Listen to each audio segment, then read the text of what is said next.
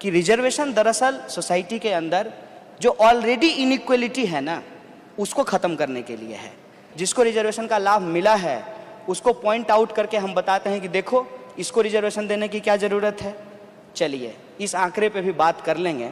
हम पूछते हैं कि जब इस देश के अंदर मात्र 2% जॉब जो है वो सरकारी संस्थानों में है, 98% जॉब जो है वो प्राइवेट संस्थानों में है, और प्राइवेट संस्थानों में कोई रिजर्वेशन नहीं है, तो मुझे बताइए कि रिजर्वेशन से इनइक्वलिटी कैसे आ रही है।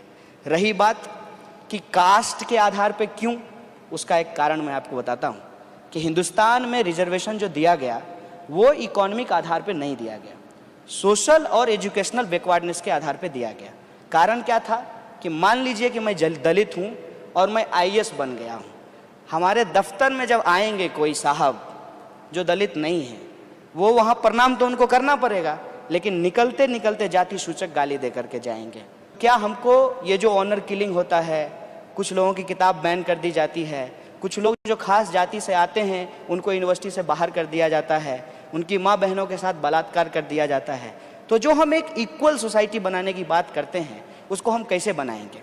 हमको लगता है, मैं समझता हूँ कि एक जो लाइन खिंची हुई है ना, जिसमें डायनेस्टी से लोग जो है अरबपति पैदा होते हैं, लीडर पैदा होते हैं, उनके पास एक बैकग्राउंड होता है, बहुत धड़ाधड़ अंग्रेजी बोलते हैं, लेकिन उसके अलावा भी एक बहुत बड़ा हिस्सा है जो इसी समाज का है, उसको कैसे हम मुख्य धारा में लाएंगे।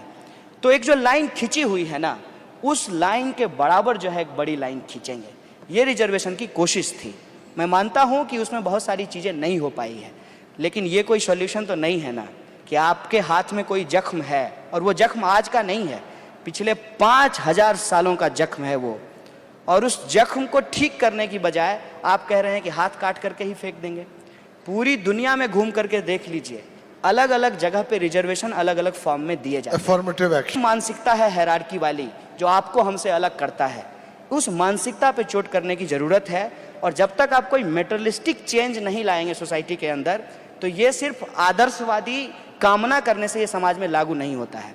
आज एफर्मेटिव एक्शन के चलते बहुत सारे ऐसे लोग हैं जो ब्यूरोक्रेसी में गए, एकेडमिक्स में आए, और उन्होंने सोसाइटी के अंदर कंट्रीब्यूट किया, और वो जो एसर्शन है, उस एसर्शन के चलते ही आज हम ऐसे माहौल में रिजर्वेशन के ऊपर चर्चा कर पा रहे हैं। तो ये सोसाइटी को ट्रांसफॉर्म करने के लिए ज़रूरी होता है।